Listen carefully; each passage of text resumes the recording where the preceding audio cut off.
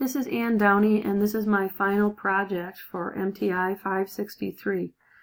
I thought it would be appropriate to begin with a warm-up, shall we? And I happen to have this handy poll ready to get us going. So we can fill this one out. It's called The Value of Differentiation. How many tools has Ann tried in class since MTI563 started? Millions, billions, a whole lot, or none? Definitely not none. And it isn't millions yet, but I'm hoping to get there. For the moment, it's a whole lot. Which of the following is a tool used by Ann since in the past 5 weeks? Storyboard That, Bubble.us, Edpuzzle, Socrative, Easily, SpiderScribe, Twitter, all of the above and more. It is all of the above and more. The more I learn, the more I want to try, which is pretty cool. Thanks, Jackie. Is Ann pleasantly surprised by the ease with which she has learned to differentiate? Yes, sirree. You betcha. Roger that. All of the above. So, this has been a valuable experience so far, and I want to go into a little bit about it here. Now that I have warmed up your brain, we can get to the meat of the matter. I took the North Carolina State University test and found that I am well balanced in 3 areas and completely out of whack in another. I tend to be slightly reflective and slightly global, mildly visual, but wildly intuitive. I found out that I am absolutely not, as this gentleman is, an engineer. So, in an effort to use one of my new tools, I decided to make a map of the things that I do with my free time in order to see visually what the test tells me in words. And so this is me in a nutshell. I started by I decided to use Bubble.us, which is a mind mapping or brainstorming tool. I also had my students in my freshman English class use this as a brainstorming tool when they were preparing for a more formal writing assignment. They worked collaboratively to brainstorm information from a play that we were reading, and then they organized it, and then each kid took one of those organized categories and used that as the basis for an outline of his paper. And they seemed to enjoy doing it, and they liked working together. So, forgive me if this seems a little bit self-indulgent, but it is an alternative way of understanding who I am. And I began by mapping all of my leisure activities, as I mentioned, and the 3 things I do for work: teaching English and Spanish and doing landscape design. So the green boxes are all of those activities. Once I had it all on paper, all the information sort of fell naturally into 4 categories. So the first one is love of language. That became apparent pretty quickly, as did love of nature. And not a very quick study here, so there we go. Then we had love of activity. All right, you'd think I'd figure this out by now. And then love of art. Needless to say, my students had very little trouble with this sort of thing. So, in looking at this visual representation of myself, I have a much better understanding of the rather solitary assessment of me indicated by the results of the test. But I can also see clearly the desire to and the capacity for exploration, which is something I hadn't really thought about myself in the past. So that was very instructive. For instance, if we look at one of my interests, this one right here, raising bees, I didn't read anything before I bought and assembled my first beehive. And then I ordered bees, and I went and picked them up. They came in a box, which was kind of a weird little thing. I did watch a YouTube video on how to install package bees when I got them, but that was about it. And so I dove in, and many years later, and many stings later, I was able to sweeten up the holidays for a lot of people by selling my honey around Christmas time. And now I can say things like, look at the nearly perfect brood pattern. We've got a little bit of burr comb hanging off there, and perhaps the development of a future queen. That's something I couldn't say before. But ultimately, this whole class has been about my students and not about me, and so I'd like to switch to talking about them. I see a lot of different learning styles among my students, and I guess I always have, but this class has opened me up to a new way of looking at it, which has been pretty nifty. For instance, I discovered several years ago that it is very difficult for some kids to understand the Odyssey when they have to plow through the reading, and we do read the unabridged text. So one summer, I spent the summer reading the epic into my computer using Audacity, and then created an account on SoundCloud for my students. I call it the Odyssey Out Loud, and here it is on my Moodle page. And I thought you'd like to hear a little bit about it, so we'll listen to the proem. The Odyssey of Homer, Book 1. Muse, tell me of the man of many wiles, the man who wandered many paths of exile after he sacked Troy's sacred citadel. He saw the cities, mapped the minds of many, and on the sea his spirit suffered every adversity to keep his life intact, to bring his comrades back. In that last task his will was firm and fast, and yet he failed. He could not save his comrades. Fools, they foiled themselves. They ate the oxen of the sun, the herd of Helios Hyperion. The Lord of Light requited their transgression. He took away the day of their return. Muse. So, what I have really like about the SoundCloud is that I'm able to, when the kids are playing this, they can see that timeline, or that, I guess, that sound line. And then periodically I put little notes in there to interrupt their reading or their listening, really, and to ask them or direct them to a certain way of thinking about what's going on in the epic, referring to things that have happened before or cueing them into vocabulary words.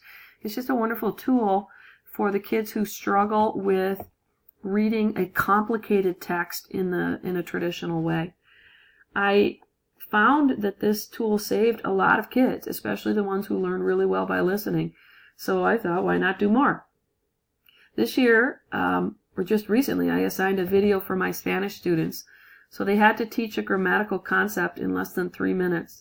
And there were virtually no parameters aside from the timing, the Spanish, and the technology. And here are a couple of examples of what I got. This first one is from a student who has significant executive functioning issues and can't make heads or tails out of class notes. And I got this from him. I would like to draw your attention to the little sweatshirt that his character is making. This is kind of a joke amongst my students. They say they live in Downey land. I sort of love that. Hello, class. Today we are going to be learning how to tell time in Spanish. Turns out this particular student loves creating videos. He does nearly one a week and has even done a claymation music video for his dad, who is a professional musician.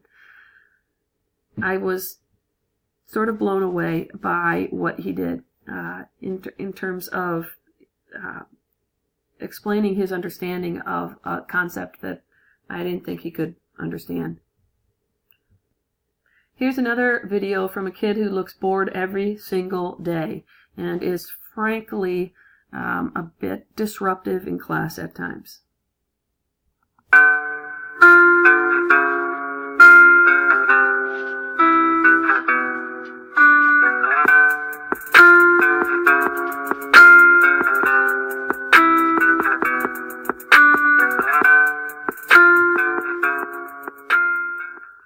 Hola Moochies! Today Sam and I are going to be talking about stem changing verbs that go from O to UE.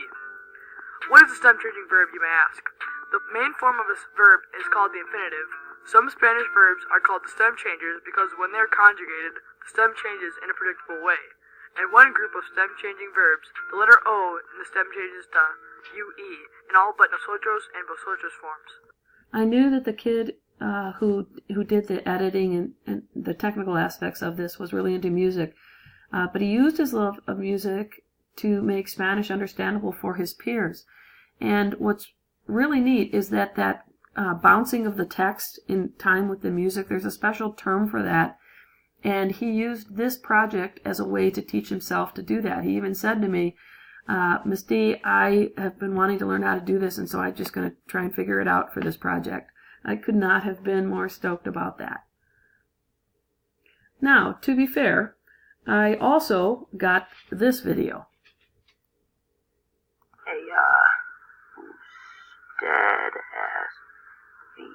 Dead as the nosotros form as vivimos, the then vives or vivis. I can't in good conscience let you watch any more. This chap taped himself writing in his notebook and never bothered to notice that it was upside down for his viewer. Clearly he has a learning style not yet tapped into, but I will find something. I do know he loves baseball, so maybe I can make that work for him. I guess you can see that I found the differentiation strategies really useful. I have a million ideas floating around in my head and no time to implement all of them. I have definitely relearned that I need to get kids up, tap into their creativity, show them where home plate is, and then let them get there in whatever way makes sense for them. I also think it's incredibly valuable to have students try things that are not comfortable for them, to get them to experience the cognitive dissonance that many of their peers feel every day in an ordinary classroom. And I believe that dissonance will push them and challenge them to try new things.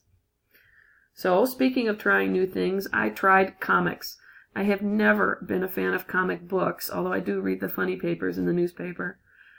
But I know that they appeal to my students, so I gave it a shot. So in a unit about travel in my Spanish class, I had some rather lackluster presentations during round 1. Nearly every kid in every group got up in front of the class to express his love of playing basketball here in Milwaukee, and also when he travels to Mexico. I personally thought that was a misuse of time in Mexico, but you like what you like. The students were clearly unprepared for the presentations, and most of them used only the words with which they were familiar and comfortable. Baloncesto, basketball, is one of those words, for better or worse. So then I tried round 2, and I challenged them to incorporate a skit, to prepare a skit and memorize it.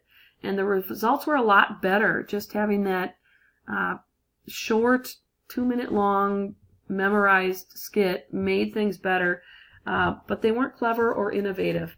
And so I figured, after I learned about storyboard that I'd give them one more chance. And I assigned them to create a 3 or 4 cell comic and storyboard that, in which their characters move around, talk about the weather, and discuss what they want to do on vacation. So here's a couple of examples of what I got when I used technology. So in this comic, evidently they thought it would be funny to have Jesus and Santa at a gas station, a bridge of some sort, and then in a bus.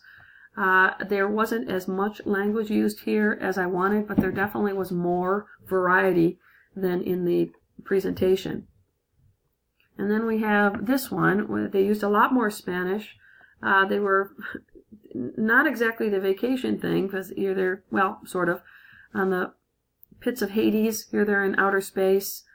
Here they're in a Taco Bell, it looks like, and then in some apocalyptic country. The theme seems to be the desire for Taco Bell, which is kind of a class joke. So the bottom line is, they used their Spanish, they had fun with it, they got their little jokes in, and that was a really valuable exercise for me. I think for them. I have found that differentiating with technology makes sense in my classroom today. So, I am Ann Downey, and my Gmail and Twitter are the same, downeyak@gmail.com. Thank you for everything, Jackie. It's been a pleasure.